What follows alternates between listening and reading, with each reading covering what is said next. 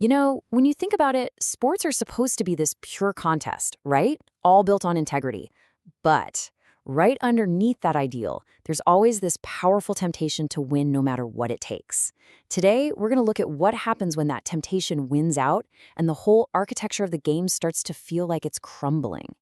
Sometimes the deception is just almost laughably simple, like a trash can, of all things, being used to steal a championship. Other times, it's a bit more sneaky, bending the laws of physics with something as simple as, well, a little less air. And then there are the ones that bend reality itself. Stories built on a national tragedy that, get this, never even happened. And sometimes the deceptions are the ones we tell ourselves, just to make sense of almost a full century of failure. So what's the deal? Why does this stuff happen? Today, we're diving into the architecture of cheating in sports. We're talking scandals driven by greed, the obsessive hunt for an edge, and even the wild stories we make up to explain the unexplainable. Let's start at the beginning. The oldest form of cheating is also the most straightforward, fixing a game for cold, hard cash. And there is no better story to illustrate this than the 1919 World Series. Yeah, the Black Sox scandal is basically the blueprint. We're talking about 8 players from what was probably the best team in baseball at the time agreeing to throw the entire championship for a massive $100,000 payout from gamblers. But here's the thing, it wasn't just pure greed. As you can see here, the players absolutely could not stand the team's owner, a guy named Charles Comiskey. He was famously cheap, paying his star players way, way less than they were worth. And this created this toxic environment that gamblers just walked right into and exploited. And the fallout from this? Wow, it was wild. Get this, the players were actually acquitted in a court of law, partly because their signed confessions just mysteriously vanished. But that victory didn't last long. The very next day, baseball's brand new commissioner, Kennesaw Mountain Landis, banned all 8 of them for life. He was sending a message. Baseball was going to police itself, no matter what the court said. Okay, so let's fast forward about a century, and you'll see that cheating gets a major tech upgrade. It's less about fixing games and more about using modern tools to get a totally unfair advantage right there on the field. I mean, who could forget this one? During their World Series winning 2017 season, the Houston Astros used technology to build this really sophisticated, but at the same time, kind of crude sign-stealing system. And the whole thing got blown wide open by one of their old teammates, Mike Fiers. So how did they actually pull this off? Well, it was a 3-step process. A camera in the outfield would film the catcher's signs.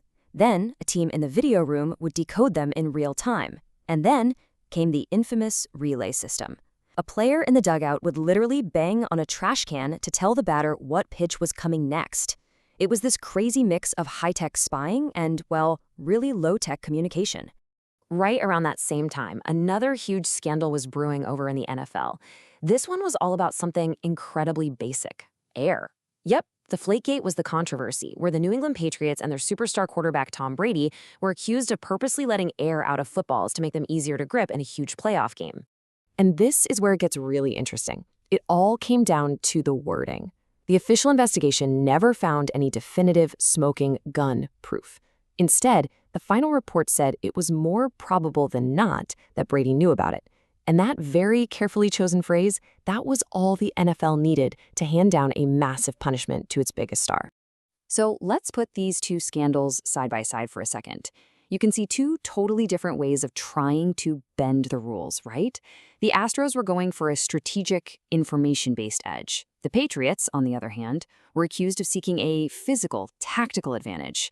The punishments were different, sure, but both were incredibly severe, hitting not just the teams, but the key people involved.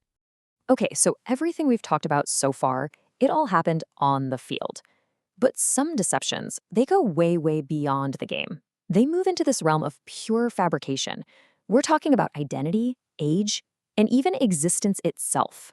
Picture this. It's the 2001 Little League World Series, and the whole world is captivated by this kid, this unhittable pitching prodigy named Danny Almonte.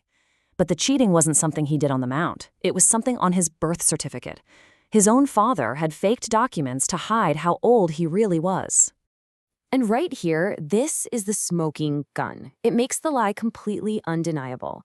Reporters from Sports Illustrated actually flew to the Dominican Republic and dug up the truth. See, his dad had filed a new, typed birth certificate in 2000 that claimed he was born in 1989. But the original, handwritten one from 1994 showed he was actually born in 1987. That made him 14 years old, a full 2 years over the age limit.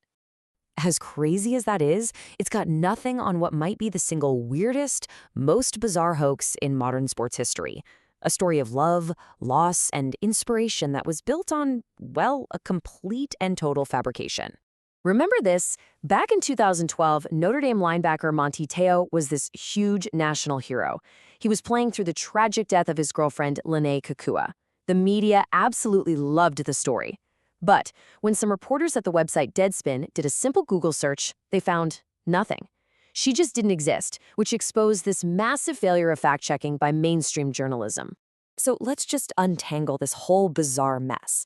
This character, Lene Kekua, was a completely fictional persona created by a man named Ronaya Tuiasopo. And he used photos of a real woman who had no clue her picture was being used. It was this elaborate catfishing scheme that left everyone with one huge question. Was Manti Te'o a victim in all this, or was he somehow in on it? All right, so far we've been talking about players and teams creating these deceptions to get an edge. But what happens when the story, the hoax, isn't about cheating at all? What if it's a narrative created by an entire city of fans to explain decades of just brutal, heartbreaking failure? Yeah, we're talking about the curse of the Bambino.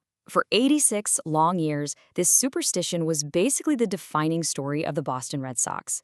It was a way for fans to wrap their heads around their team's unbelievable inability to win a World Series, all supposedly because they sold the greatest player of all time, Babe Ruth, to their arch-rivals, the New York Yankees.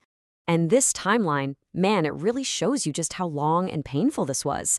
Before they sold Babe Ruth, the Red Sox were a dynasty. After, the Yankees became one, winning 26 titles, while Boston suffered for 86 years straight.